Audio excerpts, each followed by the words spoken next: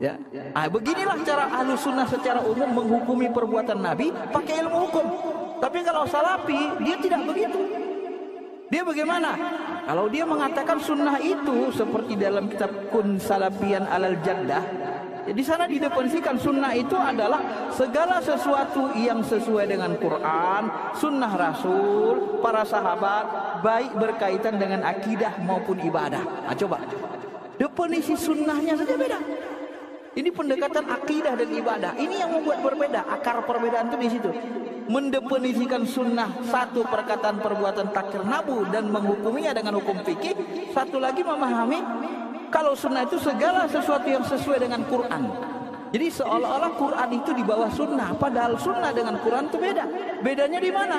Kalau Quran atau Quran firman Allah, lapas dan maknanya dari Allah. Sedangkan sunnah atau hadis lapas dan maknanya dari Rasul. Itu kan beda. Tapi di sini mereka memahami begitu. Sesuatu yang sesuai dengan Quran, dengan sunnah, perkataan sahabat, perbuatan sahabat, baik berkenaan dengan akidah dan ibadah. Akidah dan ibadah, kebalikannya bid'ah. Maka mereka menghukumi nanti pakai sunnah bid'ah. Kalau akidah itu sesuai dengan Quran sunnah, benar. Kalau tidak sesuai, bid'ah. Jadi berhukumnya tidak pakai ilmu hukum Islam tadi, hukum fikih. Nah, di sini mulai terjadi perbedaan itu. Ya. Bismillahirrahmanirrahim. Teman-teman sekalian yang dimuliakan oleh Allah, kita kembali bertemu di channel saya ini. Pada kali ini pada konten yakni trending topic.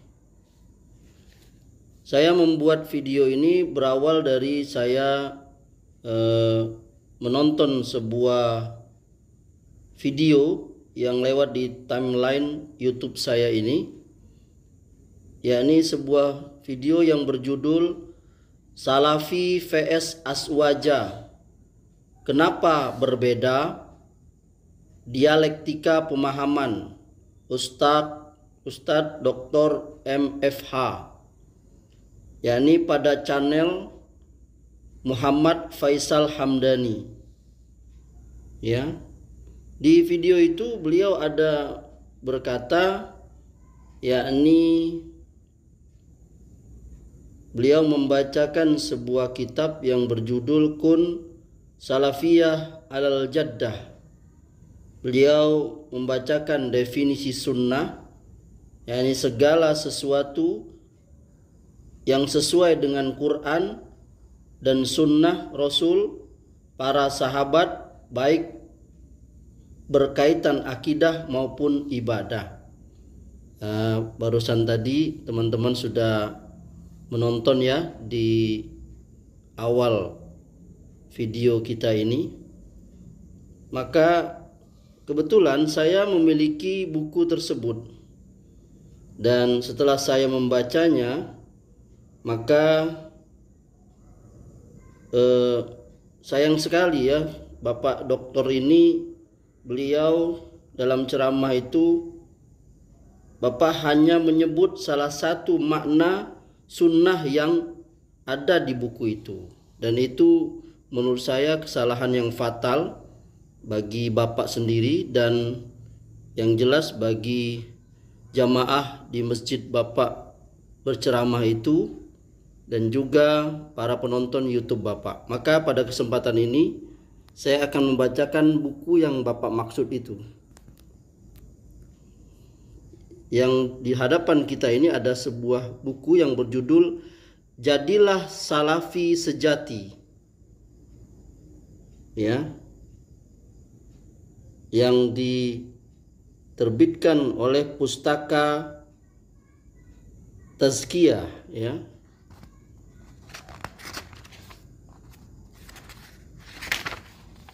Buku ini berjudul asli yakni Kun Salafiyan Alal Jaddah, penyusun Abdussalam bin Salim As-Suhaimi, penerbit Dar Al-Manhaj Mesir, cetakan pertama tahun 1426 Hijriah atau 2005 Masehi, yang di edisi Indonesia Jadilah Salafi Sejati, penerjemah Heri Iman Santoso, Murojaah dan editor Abu Ihsan Al-Athari. Penerbit Pustaka Tazkiyah. Saya lihat yang Bapak sebut di ceramah itu ada di buku ini, yakni pada halaman 36 sampai kepada halaman 39. Saya akan membacakannya ya. Pengertian sunnah. Sudah dikenal bahwa di antara nama ahlu sunnah wal jamaah adalah salafiyun. Maka alangkah baiknya kita mengenal makna sunnah, baik secara bahasa maupun istilah. Kemudian beralih menjelaskan nama-nama ahlu sunnah wal jamaah dan menyebutkan sebab penamaan tersebut. Adapun arti sunnah secara bahasa adalah thariqah dan sirah. Lihat An-Nihayah karya Ibnu Asir juz 2 halaman 409 dan Lisan Al-Arab 17 halaman 89. Jalan perjalanan hidup. Para ulama ahli bahasa berbeda pendapat. Apakah arti sunnah itu terbatas pada jalan yang baik saja ataukah mencakup jalan yang baik dan yang buruk? Pendapat yang benar bahwa yang dimaksud dengan sunnah secara bahasa adalah jalan yang baik atau buruk. Di antara dalilnya yaitu sabda Nabi Shallallahu Alaihi Wasallam, "Man sanna fil Islami sunnatan hasanatan, falahu ajruha wa ajru man amila biha. Wa man sanna sunnatan sayyi'atan, fa alaihi wizruha wa wizru man amila biha." Barang siapa yang mencontohkan dalam Islam sunnah yang baik, maka bagi dia pahalanya dan pahala orang yang mengamalkannya. Barang siapa yang mencontohkan sunnah yang jelek, maka atasnya dosa dan dosa orang yang mengerjakannya. Hadis riwayat Muslim. Rasulullah SAW membagi sunnah dalam hadis tersebut menjadi sunnah yang baik dan sunnah yang buruk. Adapun pengertian sunnah menurut istilah, di sana ada pengertian menurut istilah ahli hadis dan istilah menurut ahli usul dan ahli fikih. Sedangkan menurut istilah ahli hadis yaitu apa yang disandarkan kepada Nabi Shallallahu Alaihi Wasallam, baik berupa ucapan, perbuatan, ketetapan atau sifat, baik fisik, akhlak maupun perjalanan hidup sebelum diangkat menjadi nabi atau sesudahnya. Lihat Qawaidu At-Tahdis karya Al-Qasimi halaman 64. Adapun menurut istilah ahli usul diungkapkan untuk setiap perkara yang dinukil dari Nabi Shallallahu Alaihi Wasallam yang tidak terdapat dalam Al-Quran, tetapi diungkapkan oleh Nabi Shallallahu Alaihi Wasallam baik sebagai penjelasan bagi Al-Quran maupun tidak. Lihat Usul Al-Ahkam karya Al-Amidi juz 1 halaman 169.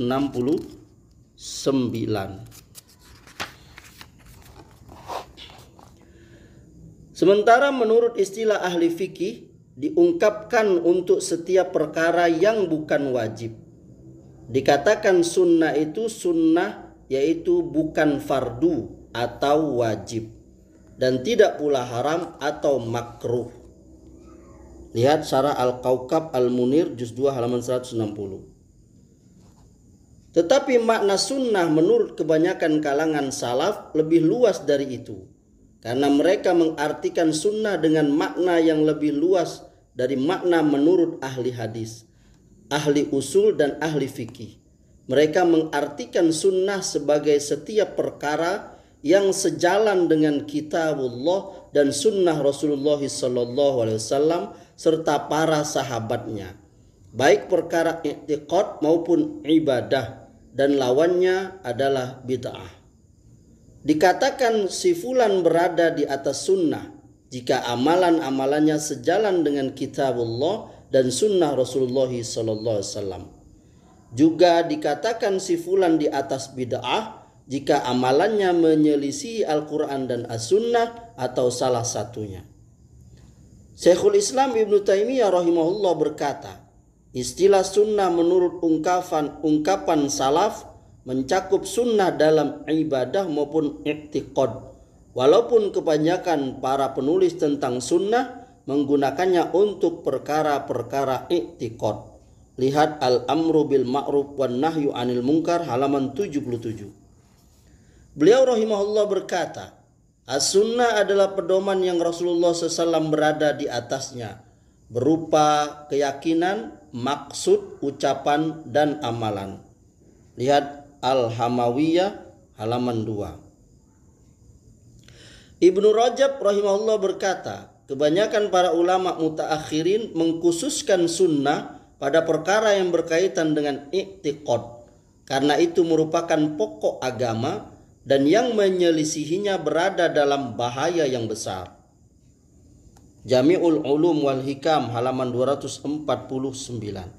Oleh karena itu banyak para penulis menggunakan kata sunnah untuk makna ini, seperti As-Sunnah karya Imam Ahmad, As-Sunnah karya Abu Daud As-Sijistani, As-Sunnah karya Ibnu Abi Asim, As-Sunnah karya Abdullah bin Ahmad, As-Sunnah karya Ibnu Abi Hatim Ar-Razi, dan yang lainnya. Penulis berkata, lafaz sunnah jika diungkapkan dalam bab i'tiqad, maka yang dimaksud adalah agama secara sempurna, tidak sebagaimana yang diistilahkan oleh ahli hadis, ahli usul, atau ahli fikih. Ibnu Rajab menambahkan, As-Sunnah adalah jalan yang ditempuh, mencakup berpegang dengan pedoman yang ditempuh Nabi sallallahu alaihi wasallam dan para khalifahnya yang rasyidin, baik berupa i'tiqad, amalan maupun ucapan. Jami'ul Ulum wal Hikam halaman 262. Semoga bermanfaat